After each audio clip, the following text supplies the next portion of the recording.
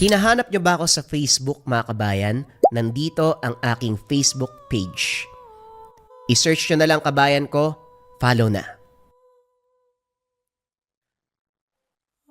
Ang kwentong ito ay hango sa totoong buhay. Mula ito sa isa nating kabayan na itago na lamang natin sa pangalang Juanito. Taong 1984. Miag-aw, Iloilo. Sa lugar ng Miag-aw, Iloilo, isang tahimik na lugar. Tanaw ang dagat at napapalibutan ng lumang simbahan at palayan. Namumukod tangi.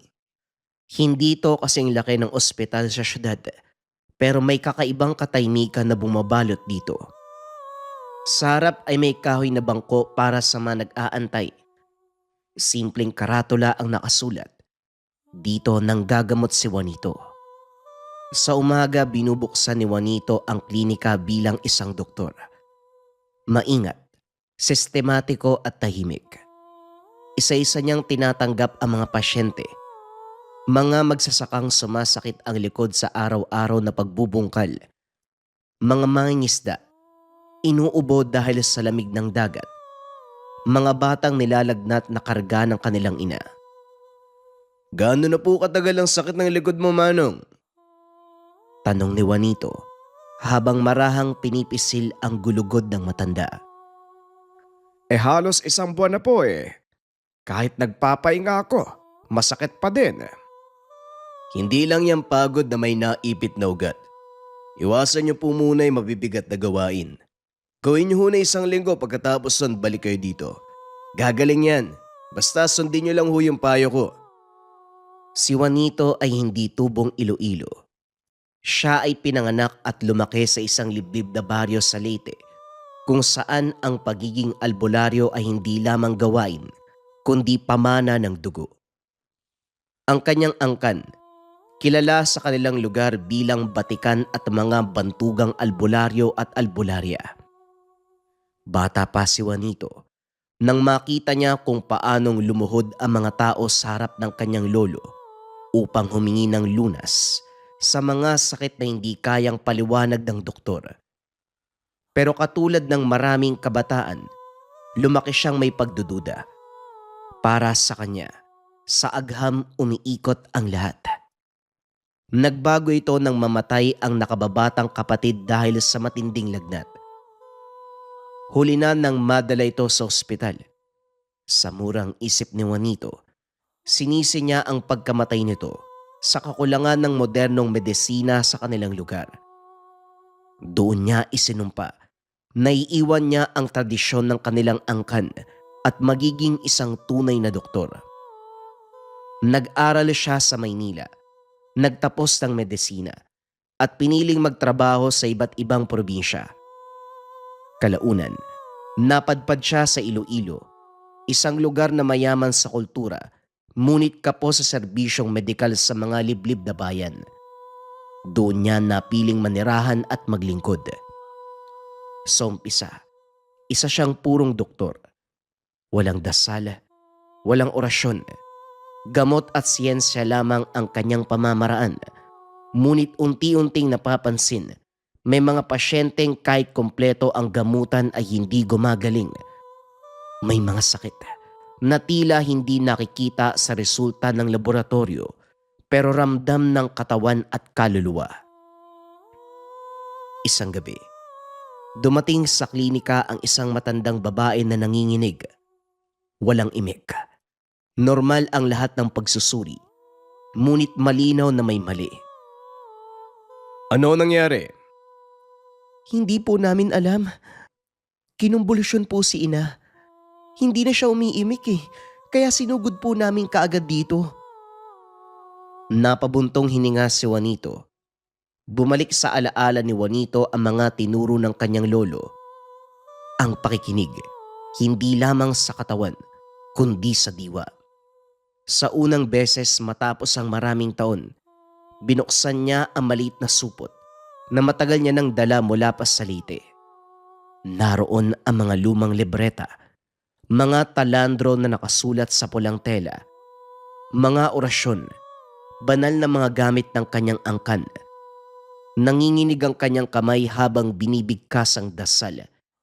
Hindi dahil sa takot, dahil sa pag-amin na hindi sapat ang kanyang kaalaman bilang doktor lamang. Nagulat naman ang mga kaanak ng pasyente dahil sa mga inilabas na gamit ni Juanito. Doktor, bakit may mga ganyan kayong gamit? Di ba siyensya po ang pinaniniwalaan nyo? Ibahin mo ko, Iha.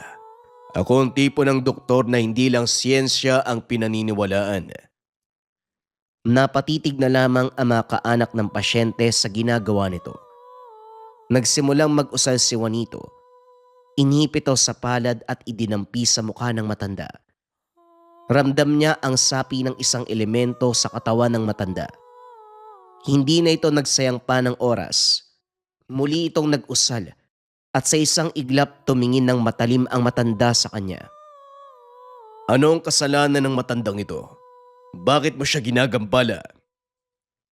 Bakit ka ba nangingialam?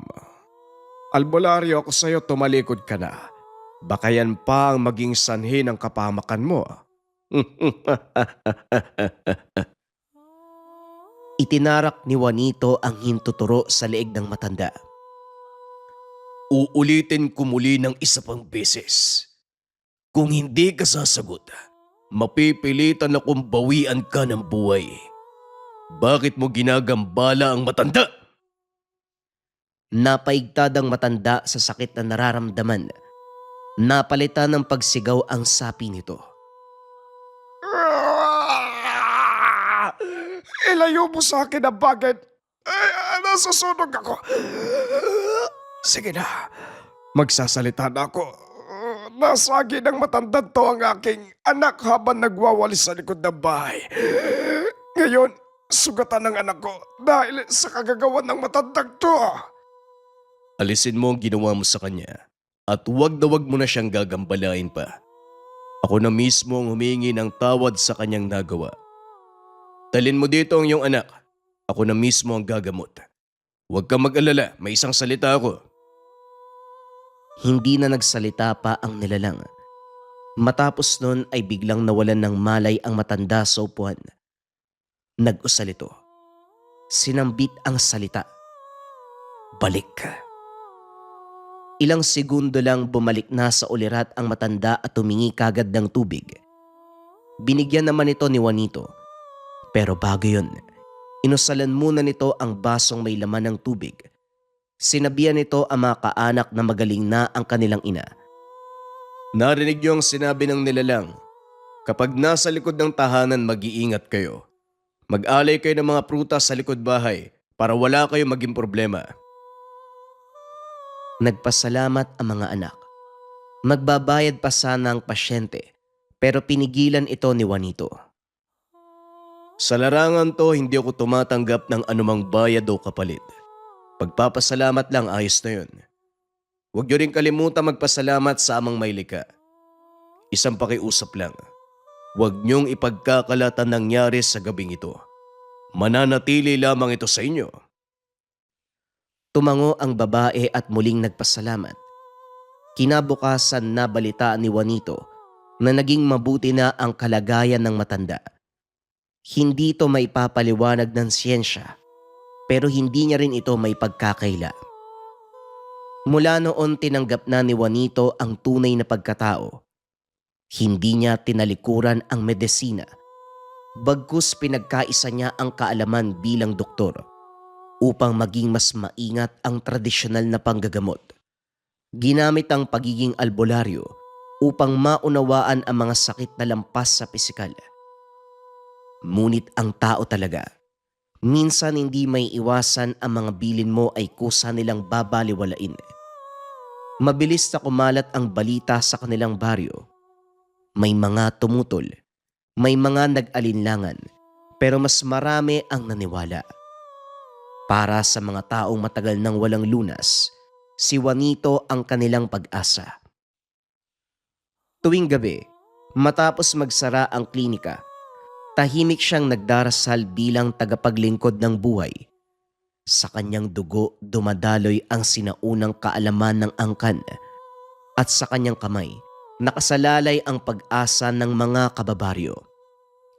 Nagpatuloy ang mga araw na tila payapa, walang kakaibang pangyayari.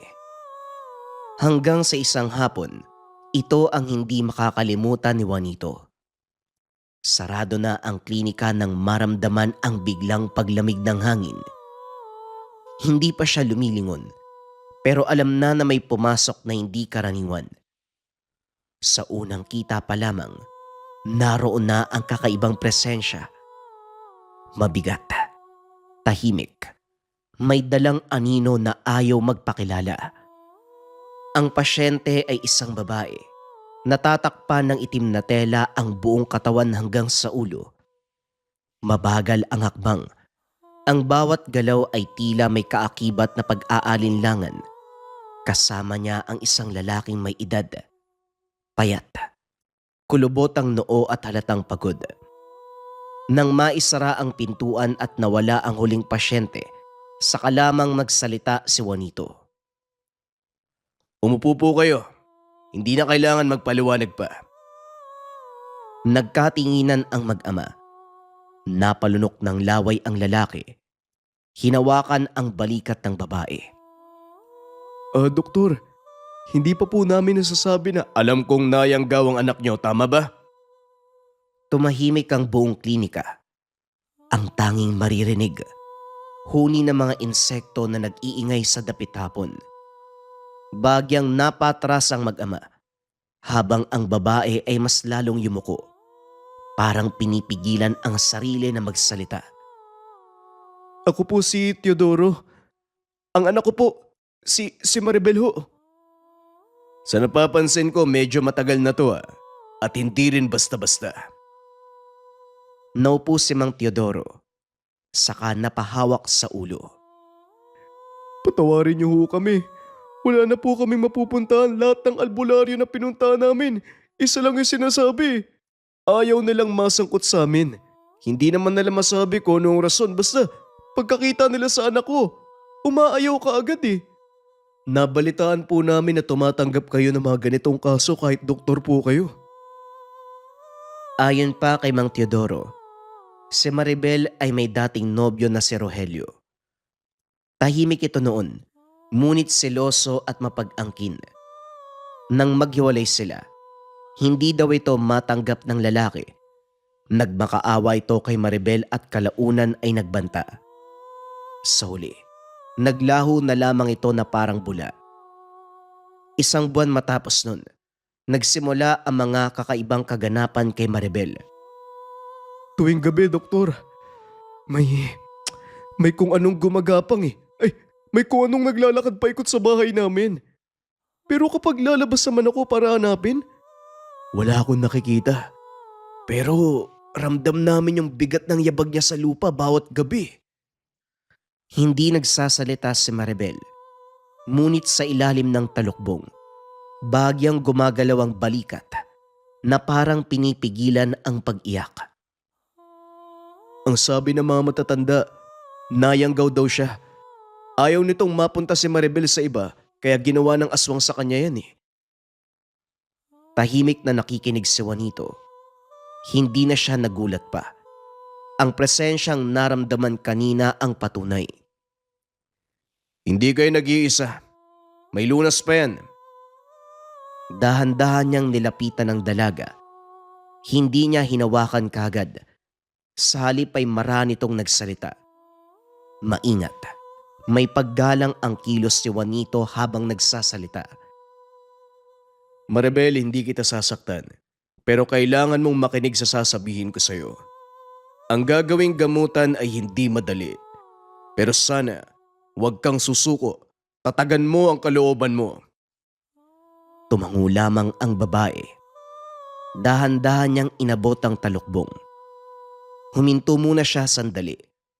Na tila ba humingi ng paintulot sa dalaga at saka marahang tinanggal ang balabal sa mukha ni Maribel. Napatingin si Juanito at sa sandaling yun, tila ba tumigil ang oras. Bumungad ang likas na kagandahan ng dalaga. Makinis na balat, Tila hindi man lang nadungisan ng sakit na dinadala. Mapungay ang mga mata na may halong lungkot at pagod. Buhok na makintab kahit natatakpan ng madilim na balabal. Kumabog ang puso ni Juanito. Hindi niya inaasahan ang sarili niyang reaksyon bilang doktor. Sanay siya sa pagpipigil ng damdamin. Ngunit ng sandaling yun, may kung anong naramdaman. Isang pakiramdam na hindi niya maipaliwanag at hindi niya hinayaan pang manatili. Napansin ito ng tatay ng dalaga. Doktor, yung anak ko ha, matagal nang naghihirap yan. Wika ng matanda. Naintindihan ni Juanito ang gusto nitong ipaiwatig. Kagad binaba ni Juanito ang tingin at tumango. Pasensya na po. Tungkulin ko siyang gamutin at tutulungan ko kayo sa abot ng aking makakaya. Walang dagdag na salita. Sinimulan niya na ang paghahanda. Isa-isa niyang inayos ang klinika. Isinara ang mga bintana. Binuksan ang mga kandila sa 4 na sulok ng silid. Inilabas sa mga pangontra, mga halaman, asin, mga talandrong minana niya sa kanyang angkan. Sa bakuran ng kanyang tanggapan naglagay siya ng mga pananggalang upang walang makalapit na masamang presensya habang nagsisimula ang proseso. Tahimik lamang si Maribel. Nakaupo sa gitna habang pinagmamasdan ang bawat galaw ni Juanito. Si Mang Teodoro naman, nananatiling nakabantay. Patuloy siyang nagdarasal. Ngayong gabi magpahinga muna kayo. Hindi pa natin harapin ang ugat ng sakit. Kailangan munang pahinain ang kapit nito. Huminga ng malalim si Mang Teodoro. Unang beses matapos ang maraming gabi. Nang gabing yon nakatulog sila ng mahimbing. Walang yabag. Walang bisitang dumating mula sa dilim. Ngunit alam ni Juanito ang katotohanan na ang katahimikang iyon ay panandalian lamang. Nang sumunod na araw hindi muna tumanggap ng pasyente si Juanito. Maaga pa lamang ay lumabas na siya ng klinika. Kinausap ang mga taong nakapila. Pasensya na po. May mahalaga akong asikasuhin. Hindi po muna ako tatanggap ng pasyente ngayong linggo. Pakiusap. Bumalik na lamang po kayo sa susunod na linggo. May mga nag-alala. May mga nagtanong. Ngunit nasanay na ang mga taga-baryo sa kakaibang tungkulin ng doktor. Tumango na lamang ang karaniwan sa kadahilanang may tiwala sila kay Juanito. Isinarado niya ang klinika at bumalik sa silid kung saan naroon si Maribel at ang ama. Mula umaga hanggang gabi, nagsimula na ang masinsinang gamutan. Pinainom niya si Maribel ng langis na hinaluan ng mga piling halamang gamot na siya mismo ang pumitas sa madaling araw. Habang basa pa ng hamog ang lupa, hindi lamang ito basta inumin. Dinasalan niya muna ito bago pinainom sa dalaga. Lakasan mo ang kalooban, Maribel. Tiisin mo ang sakit. Para to sa iyong kapakanan. Wika niya kay Maribel bago ito uminom. Matapos inumin ng dalaga ang langis. Ilang minutong lumipas, nagsimula na ang epekto ng gamot. Nanginig ang katawan ng dalaga. Pinagpawisan ng malamig. Maya-maya pa ay nagsuka si Maribel. Hawak ni Mang Teodoro ang anak, habang si Juanito naman ay nakabantay. Pinupunasan ang noo nito habang patuloy na nagdarasal. Ramdam ni Juanito ang paghihirap ng dalaga bilang doktor. Alam niyang masakit ang prosesong iyon at bilang albularyo, alam niyang kinakailangan na mailabas ang nilalang sa sistema nito. Kasabay ng panggagamot, may mga bagay na alam na ni Juanito na mangyayari. Tuwing sumasapit ang dilim, ramdam ni Juanito ang presensyang bumabalot sa paligid ng klinika. Bigla-bigla na lang lumalakas ang hangin. Minsan ang mga bintana ay kumakalabog. Mga yabag ng paa na umiikot sa bakuran. Alam niyang si Roelio ito. At sa bawat pag-atake ng nilalang, pilit nitong binabasag ang harang na inilagay ni Juanito. Isang gabi habang inaalalayan ni Juanito at Mang Teodoro ang dalaga, biglang nagliyab ang kandila sa hilagang bahagi ng silid. Senyales na tinatangka ng nilalang na pumasok. Tahimik na tumayo si Juanito, muling nagdasal upang dagdagan ang lakas ng harang. Inusal niya ang mas malalim na dasal. Inilapat ang palad sa sahig at muling pinatatag ang proteksyon. Abutin ka muna ng 3 linggo bago mo mabasag ang harang na ginawa ko, Limaw. Wika ni Juanito. Nagsalita ang nilalang sa labas. Kapag nahuli kita, ipinapangako ko sa iyo, nakakainin ko ang puso mo. Hindi naging madali ang mga gabi. Mas lalo pang naging agresibo ang nilalang. May mga sandali na halos mabasag ang mga bintana. May mga oras pa nga na tila may humihila sa bubong ng klinika. 4 na araw tumagal ang ganitong labanan sa loob at labas ng silid. Sa ika-4 na gabi, halos mawalan ng ulirat si Maribel sa sobrang pagod at hirap ng sitwasyon, pero hindi siya pinabayaan ni Juanito. Malapit na, Maribel. Kumapit ka lang. Dumating ang ika-5 araw. Tahimik ang umaga. Muling pinainom ni Juanito ang dalaga ng huling timpla ng gamot. Ilang minutong lumipas. Biglang nanlaki ang mga mata ng dalaga. Napahawak ito sa tiyan at napasigaw. Matapos ang pagsigaw ni Maribel, sinuka nito ang isang nilalang na kulay itim. Mabalahibo. Kahugis ito ng maliit na butike. Napatras si Mang Teodoro sa gulat. Teka, anong bagay na yan, Juanito? Hindi sumasagot ang binata. Nanatili itong matatag. Alam niya ang ibig sabihin nito. Dahan-dahan nitong kinuha ang butike gamit ang pulang tela. Dinala sa likod ng klinika kung saan naroon ang apoy. Nagsiga. Mabilis sa tinapon ng tela sa baga. Nagkarga ng orasyon. Ilang sandali pa ay naging abo na ito. Napabuntong hininga si Juanito. Tapos na. Natanggal na ang yanggaw sa katawan ni Maribel. Napaluha ang ama. Lumuhod at nagpasalamat. Hindi pa po tapos ang lahat. Natanggal na ang yanggaw pero may natitira pa. Ang problema natin ay si Rogelio eh. Malamang alam niya nang natanggal ang yanggaw. Siguradong dadalaw uli yun. Matapos ng gamutan, muli silang nag-usap. Huwag mong patulugin si Maribel ngayong hapon. Kailangang manatiling gising ang diwa niya. Pinainom ang dalaga ng tubig. Dinasalan para patatagin ang kaluluwa. Makalipas ang ilang oras, saka pa lamang ito pinagpahinga. Pagsapit ng gabi, hindi nga siya nagkamali.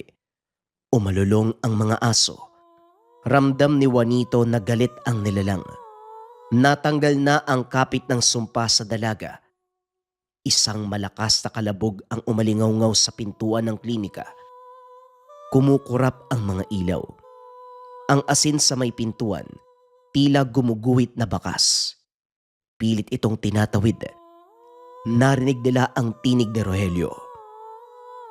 Albularyo, wala kang karapatan. Nanindig ang balahibo ni Mang Teodoro.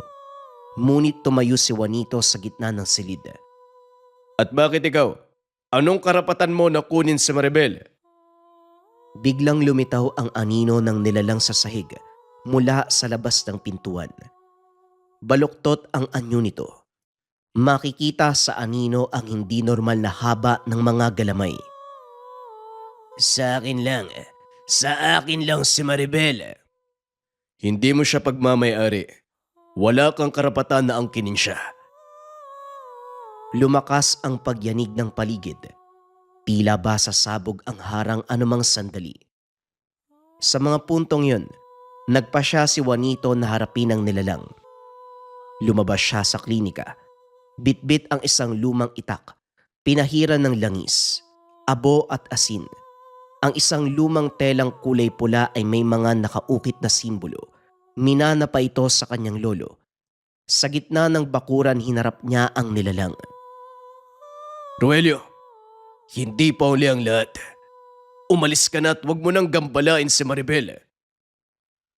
Hindi sumagot ang aswang. Umangi lamang ng napakalakas. Sa uling pagkakataon, itinaas ni Juanito ang kamay at nag-usal ng mga orasyon upang pahinain ang karga ng nilalang. Ilang sandali ang lumipas. Unti-unting humina ang anyo ng nilalang. Ang galit nito ay napalitan ng sigaw.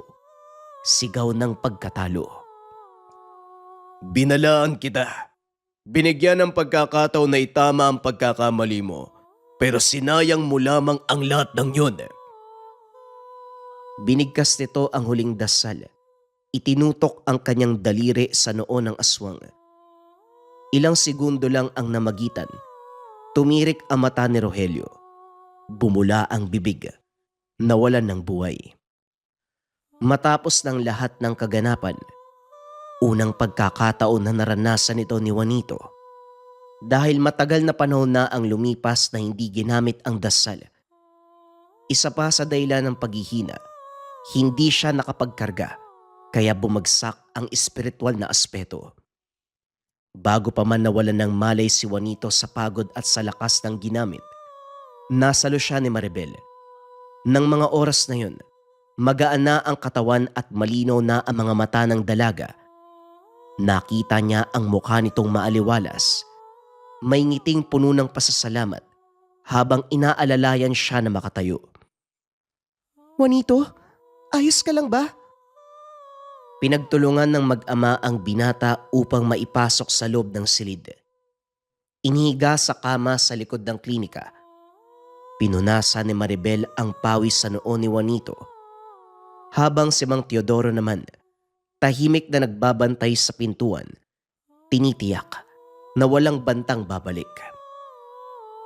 Kinabukasan ng magising si Juanito, bahagya siyang napaungol. Mabigat ang katawan niya. Dahan-dahang lumapit si Maribel. Inalalayan siyang maupo. Tapos na ang lahat. Nang maipasok ka namin sa loob, tuluyang naglaho ang presensya ng demonyong yun. Nagpatuloy si Mang Teodoro sa pagsasalaysay. Matapos daw mawalan ng malay ang binata, inilibing niya ang labi ni Rogelio sa padahilig na lupa hindi kalayuan sa klinika. Sa isang lugar na hindi tinatamaan ng direktang sikat ng araw at malayo sa daanan ng tao. Hindi ko na hinayaan pang manatili ang bakas niya sa lupa. Kailangan niyang tuluyang mamayapa. Makalipas ang ilang oras na pahinga, tumayo si Juanito at tinitigan si Maribel. Wala na ang anino sa mga mata. Nawala na din ang bigat ng aura. Magaling ka na, Maribel. Wala nang manggagambala pa sa'yo. Nagpasalamat ang mag-ama. Kinabukasan naganda ang mga ito na umuwi. Bago tuluyang magpaalam, akma sanang aabot ng bayad si Mang Teodoro, isang makapal na sobre na halatang pinag-ipunan ng matanda. Juanito, tanggapin mo to. Konting pasasalamat. Ngumiti kagad si Juanito at tumiling. Hindi po ako tumatanggap ng bayad sa ganitong uri ng panggagamot. Hindi po ito negosyo. Tungkulin po ito. Nagpumilit ang matanda. Ngunit mas matatag ang pagtanggi ng binata. Sa sandaling yon ay nagsalita si Maribel. Nakangiti ito, pero may kakaibang nginig sa kanyang mga mata. Babalik ako dito. Ako mismo magbabayad sa ginawa mong tulong sa akin. Napakamot ng ulo si Juanito. Bahagyang nailang. Bumalik ka dito kahit kailan mo gusto. Nandito lang naman ako. Ngumiti ang matanda. Tila ginagatungan pa ang usapan. Mukhang mapapadalas yata ang pagdaan namin dito, doktora. Hindi na nagsalita pa si Juanito. Tanging ngiti na lamang ang sinagot. Matapos magpaalam ng mag-ama, bumalik na sa dati ang pamumuhay ni Juanito. Muling nagbukas ang klinika. Muling narinig ang mga reklamo ng mga pasyenteng kanyang ginagamot. Bumalik siya sa pagiging doktor. Maingat at tahimik. Lumipas sa mga linggo at buwan, naging payapa ang panggagamot. Ang akala niya, tuluyan ang natapos ang pakikibaka sa dilim. Hanggang isang hapon, napansin niya ang isang pasyente na may kakaibang presensya. Hindi kagad pumasok. Nakaupo lamang ito sa sulok, sa labas ng tanggapan. Balot ng itim na balabal, hindi gumagalaw at hindi rin nagsasalita. Napailing si Juanito. May pamilyar na lamig na bumabalot sa hangin. Inabot niya ang gamot sa kasalukuyang pasyente at sinabing tatawagin na lamang muli. Unti-unting nagsiuwian ang mga tao. Papalubog na ang araw ng mga oras na yun. Nang siya na lamang ang natira saka tumayo ang matandang babae, dahan-dahan itong pumasok. Suot pa rin ang balabal. Hindi masyadong maaninag ang muka dahil sa balabal nitong suot. Ano po may paglilingkod ko? Dahan-dahang itinaas ng babae ang ulo. Kinuha ang balabal sa muka. Doon bumungad ang napakapangit na muka. Ang balat nito ay kulubot at tila nabubulok na.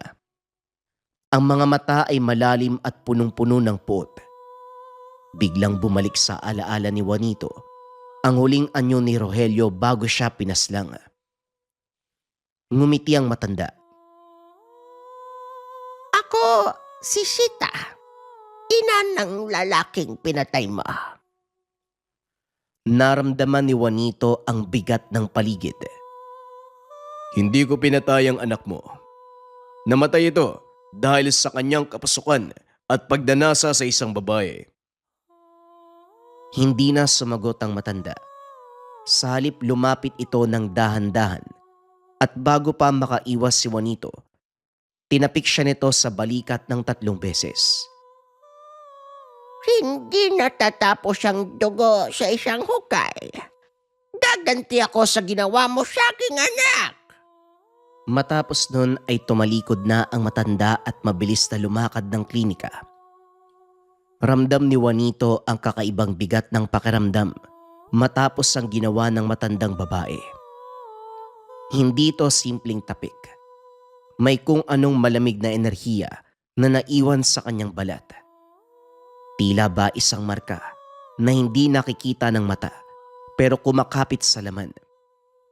Sinubukan niyang baliwalain ito. Pero kinabukasan, paggising niya alam niyang may mali. Mabigat ang dibdib. Nanlambot ang kanyang tuhod. At ang kanyang paghinga, tila ba may nakadagan na kung anong bato na hindi niya maitulak palayo. Kaya naman hindi muna siya tumanggap ng pasyente ng araw na yon. Pagsapit ng hapon, habang naguhugas ng kamay sa likod, hinubad ang damit pang itaas at doon nakita ang mga butlig na mabilis na kumakalat sa katawan. Pansin niya na ang iba dito, gumagalaw ng mga insekto sa loob ng sugat. Kagad nagsagawa si Juanito ng isang ritual ng pagtatawa sa sarili. Nagsindi ng kandila, naglatag ng maliit na mangkok ng tubig. Kasama pa dito ang langis. Nasa harapan niya habang nag-uusal. Nagpapatulo ng kandila sa tubig. Unti-unting nabuo ang hugis ng isang babae. Nanlamig ang batok ng binata sa nakita. Napamura na lamang sa nalaman. Hayop kang matanda ka. Balak pa akong barangin. Muli siyang nagsagawa ng ritual. Pinahiran ang pulso at noo ng langis. Naglatag ng asin sa paligid. Nagdasal ng panangga upang pigilan ang pagkalat ng barang sa buong katawan. Matapos ang ritual, gumaan ng bahagya ang pakiramdam. Pero pagsapit ng umaga, paggising niya mas nagulat ang binata. Mas lalong kumalat ang mga butlig sa buong katawan. Maging sa pribadong parte, may mga butlig na rin. Ang iba, malapit ng magputukan. Animoy tinamaan siya ng sakit na ketong Ramdam niya, may mga kirot na tumutusok sa ilalim ng kanyang balat. May gumagalaw na gustong lumabas. Inulit niya ang ritual ng paglalagay ng bakod at poder sa katawan upang palakasin ang katawan at kaluluwa. Pagsapit ng gabi, inilabas ang mga gamit, pambasag sa barang, pero wala itong nagawa sa lakas ng kaalaman ni Tandang Sita. Habang hindi pa lumalala ang sitwasyon, kailangan ko ng wakasan ang pamimihasa ng matandang to. Nag-usal ng taimtim ang binata. May hinila ito sa sariling pusod at doon may nakuhang itim na sinulid. Ang sinulid na ito ay ang presensya ng mambabarang. Dali-dali niyang sinundan ang pinagmumula ng puwersa.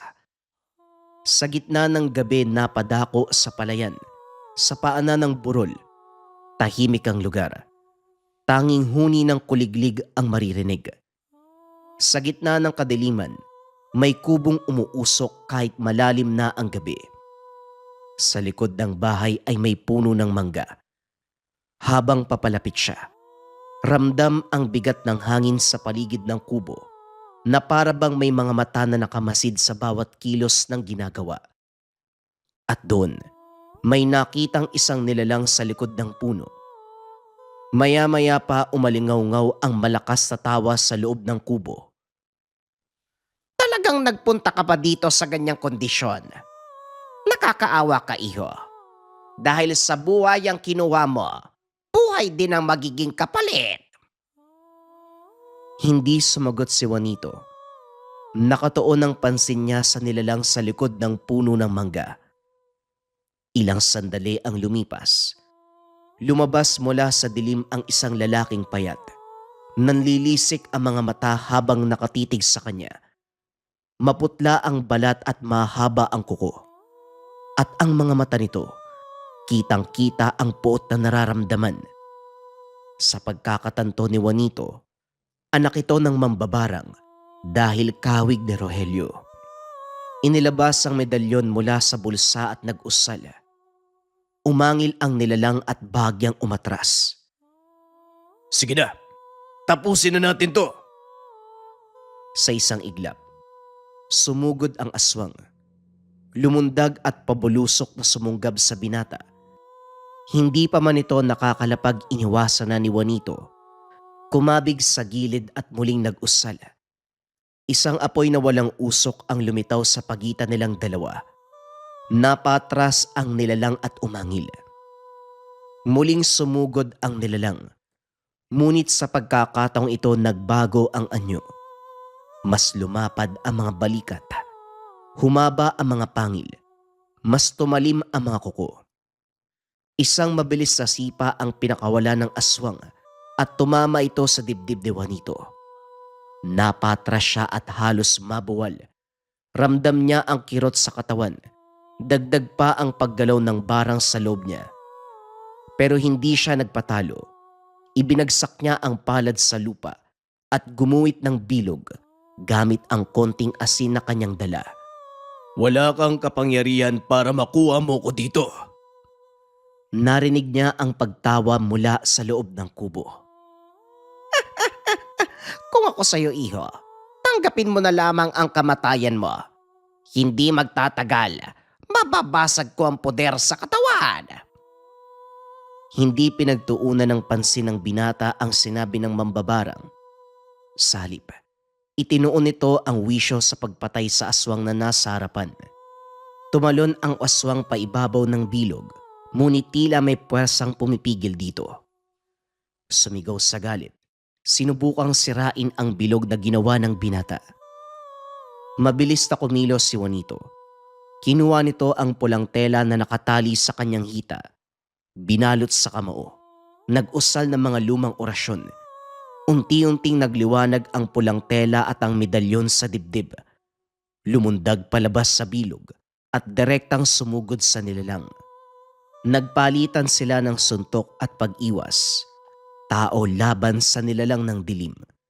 Sa bawat tama ng aswang ay tila ba lumalabas ang barang sa loob ng sistema. Ngunit sa bawat bigkas niya ng panalangin, humihina ang anyo ng kalaban.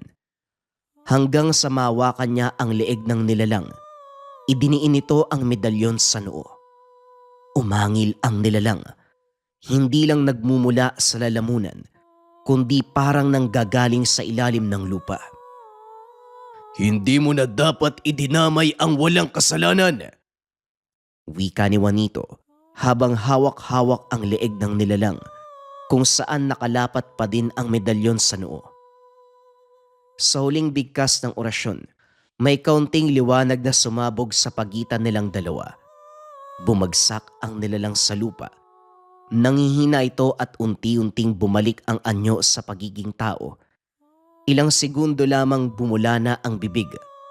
Dumilat ang mga mata. Nawalan kagad ng buhay. Huminga ng malalim si Juanito at nanginginig ang mga kamay nitong tumayo. Pagkatayo ng binata, pumalahaw ang malakas na pag-iyak sa loob ng kubo. Ngayon ramdam mo na ang kasalanang ginawa mo. Hindi na mababawi ng pag-iyak ang dinulot mo sa mga anak mo. Unti-unti siyang lumapit papasok. Bawat hakbang ay maingat. Ramdam niya ang mabigat na presensya sa paligid. Alam niya ang isang mambabarang ay hindi basta haharap ng walang ilalatag na patibong. Hindi pa man sumasayad ang kamay niya sa trangkahan ng pintuan, bigla siyang nabuwal. Parang may matutulis na yelo na tumutusok sa kanyang ugat. Napangiwi siya, napahawak sa dibdib. Ang barang sa katawan ay biglang nabuhay. Gumapang ang sakit mula ulo hanggang talampakan. Umungol siya sa sakit. Mula sa loob ng kubo umalingaw-ngaw ang tinig. Sa palagay mo ba ganun lang yon? Hindi sapat ang buhay mo sa mga buhay na kinuha mo sa akin. Nagputukan ang pigsa sa katawan. Naglabasan ang malalaking insekto. Napahawak si Juanito sa lupa habang gumagapang ang mga ito sa kanyang balat. Nangihina man ay pinilit niyang bumangon. Hindi. Hindi ako pumatay sa kanila. Ipinikit niya ang mga mata at nagsimulang magbikas ng orasyon. Pero sa bawat salitang binibitawan, tila may pumipigil sa paghinga. Paina ng paina ang boses. Tumawa si Sita sa loob. Unti-unti kitang dudurugin. Ang mga garapatang naglabasan mula sa sugat, muling gumapang pabalik at doon sumipsip ng lakas. Nanlalabo ang paningin ni Juanito, nanginginig ang kamay. Pero sa gitna ng panghihina, may pumasok na alaala sa isipan, ang salita ng ama. Hanapin mo ang pinagmulan. Bigla siyang natauhan. Nangihina siyang tumayo at sumandal sa haligi ng kubo. Buong puwersa niyang sinipa ang pintuan. Napahawak sa dibdib ang matanda habang gulat na gulat ang muka. Sa gitna ng sahig, nakita niya ang isang simbolo na may mga kandilang nakapalibot. Maliit na altar na may mga karayom, mangkok ng dugo, isang garapong basag at sa loob nito, iba't ibang uri ng insekto. Hindi ka na dapat nakakatayo. Kagad na sumugod ang matanda. Nanlilisik ang mga matang sumunggab sa binata. Sa kahuli-huli ang lakas na natitira kay Juanito, sinipa niya ang altar. Lahat ng mga sangkap sa pambabarang ay nagkalat sa sahig. Gulat na gulat ang matanda. Napasigaw ito sa galit.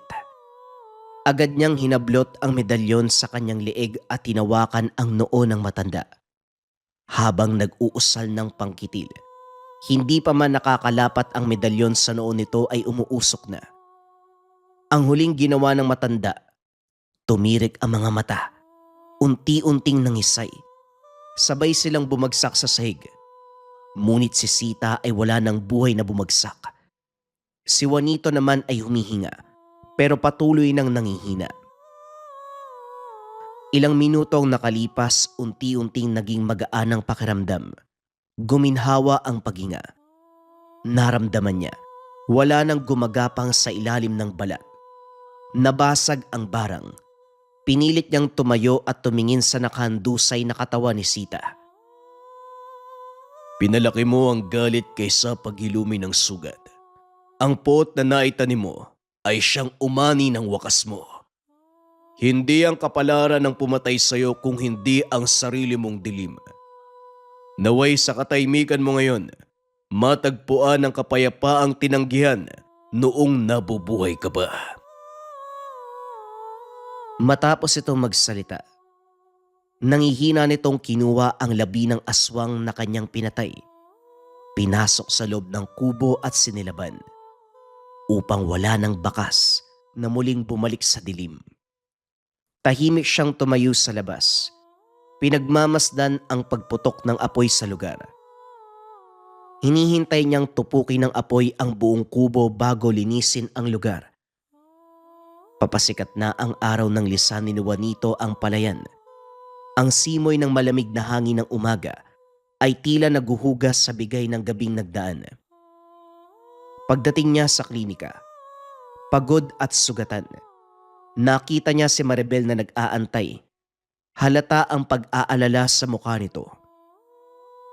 Juanito, ano nangyari? Bakit ganyan yung itsura mo? Hindi na nagtanong pang muli ang dalaga. Inalalayan ang binata na makapasok. Pinagpahinga. Hindi pa man siya tuluyang nakakapagpahinga. Isa-isang dumagsa ang mga pasyente. Tulad ng dati, umaasa sila sa kanya. Tumingin si Maribel. Nakita ang panghihina sa mga mata ng binata. Lumabas siya. Mahinahon na nagsalita sa mga tao. Pasensya na po. Bumalik na lang po kayo sa susunod na araw. May iilan na nagulat, pero naunawaan nila. Isa-isang umalis sa lugar. Pinaliwanag ni Juanito ang lahat ng nangyari. Tahimik lamang na nakikinig si Maribel. Napaluwa ang dalaga sa mga bagay na pinaliwanag nito. Hindi ko hiniling na ipaglaban mo ko Hindi lang ikaw. At kapag hindi natapos, siguradong may ibang madadamay. Tumango ang dalaga. Unti-unting naunawaan ang bigat na pinagdaanan, hindi lamang bilang isang doktor, kundi bilang isang tagapangalaga, laban sa mga bagay na hindi nakikita ng karamihan. Lumipas ang isang linggo. Tuluyan nang gumaling si Juanito. Wala nang bakas ng sugat. Wala na ang bigat na minsang kumapit sa kanyang kaluluwa. Isang hapon, sa ilalim ng puno ng mangga sa likod ng klinika, maraan niyang hinarap si Maribel. Maribel, marami na tayong pinagdaanan. Takot, panganib at pagsubok. Pero sa gitna ng lahat, kamunti ka na ako mamatay. Pero ikaw ang pinanghugutan ko ng lakas. Hindi kita pagmamayari pero sana, piliin mo ko makasama habang buhay. Namula ang dalaga, pero malinaw ang sagot sa kanyang mata. Hindi naglaon kinasalang dalawa. Simpleng seremonya, pero puno ng kaulugan.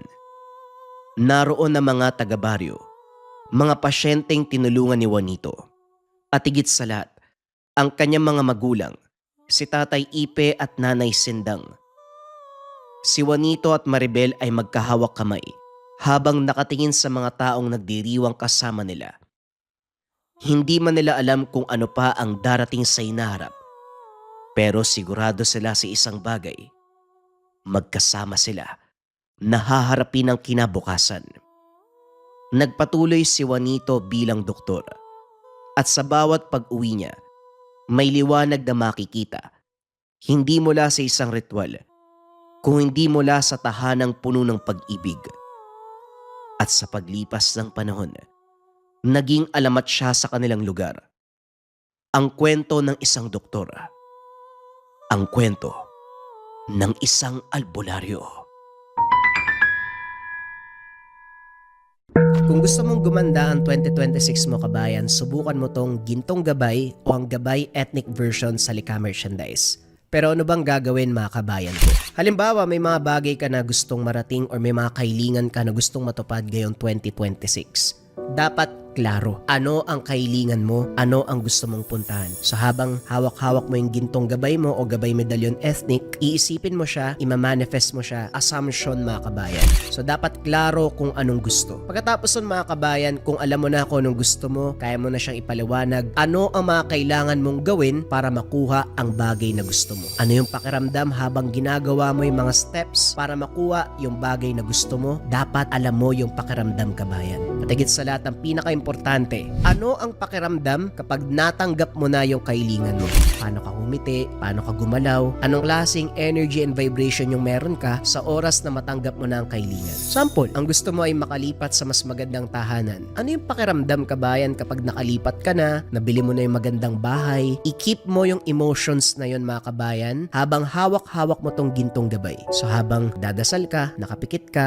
isipin mo yung tatlong proseso na yun kabayan. Huwag mong bibitawan yung emosyon. Sa araw-araw, dadalin mo siya. Sa oras na may encounter mo na yung challenges, lagi mo lang tignan yung gintong gabay mo, alalahanin mo yung pakiramdam habang nagdadasal ka. Ano yung feeling kapag natanggap mo na yung bagay na gusto mo? Mula doon kabayan, huwag mong tigilan hanggat hindi mo nakukuha. Sigurado yan kabayan ko, mamamanifest mo yan sa buhay mo. Kung interesado ka dito kabayan, i-visit mo lang ang shop ng Lika Merchandise.